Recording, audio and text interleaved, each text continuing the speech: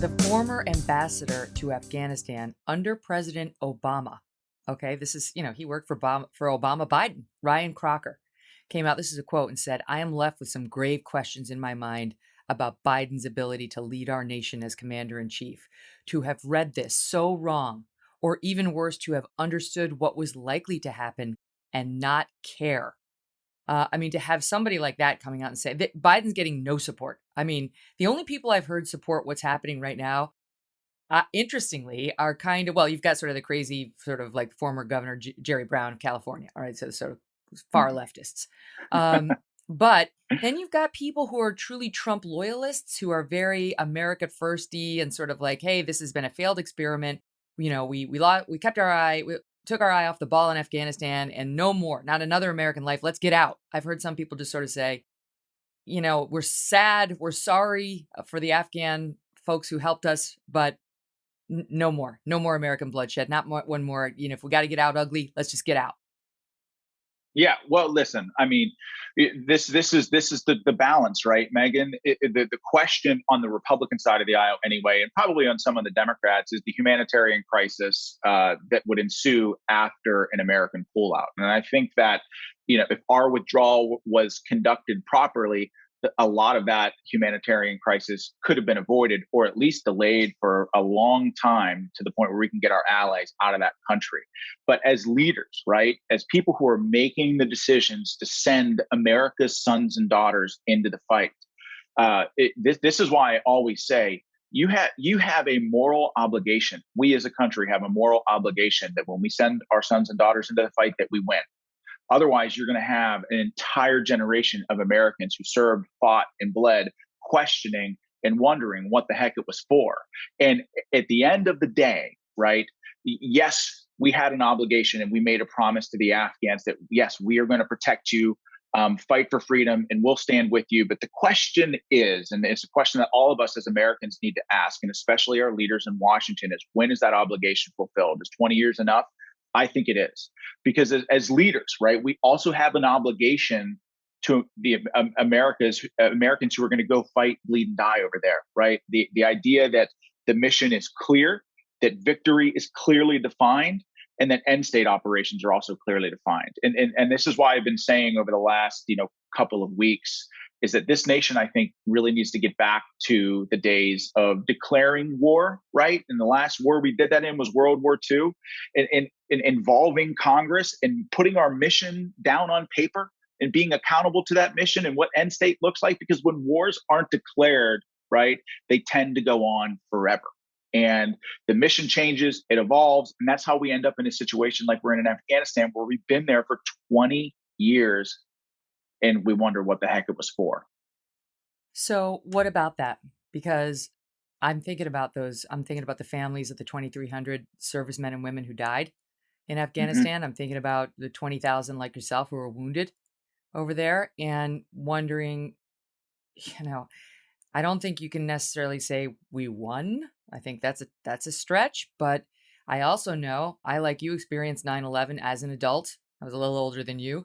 And, I know for the last 20 years, we haven't had a massive terror attack on U.S. soil because we've been fighting them over there. And that was part of the goal. Yes, we started to do democracy building and so on, nation building. And Afghanistan did have democratic elections, I think 3 or 4 times. But look, that's a tough territory to go in and try to revamp, to have a makeover in.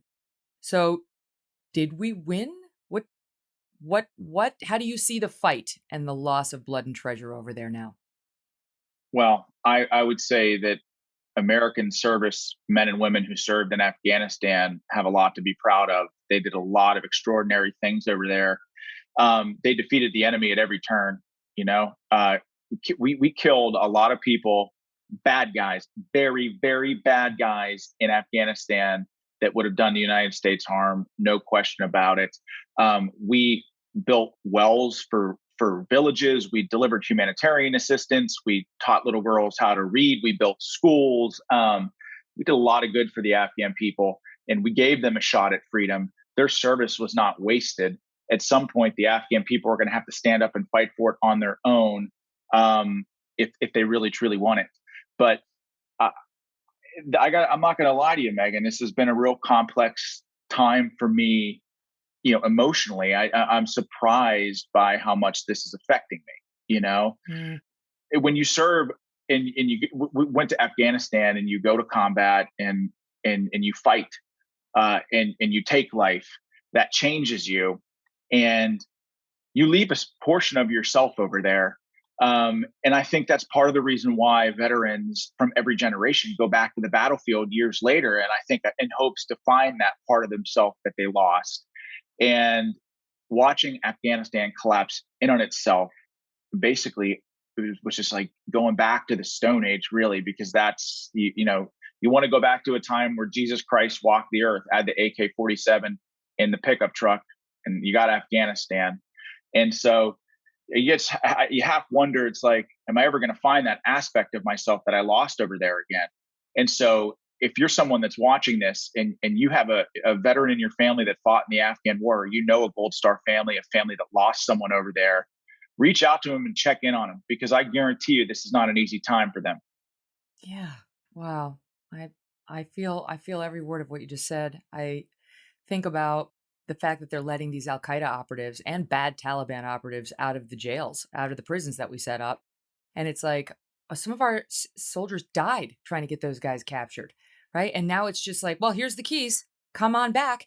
And that's the thing about terror. Just a couple of headlines on it. The Joint Chiefs of Staff, again, Milley said he told the senators that the U.S. homeland is now at greater risk from terror groups. That Afghanistan is very likely, say the experts, to become a sanctuary for radical Islamic terrorists again. That it's going to be a terrorist safe haven now.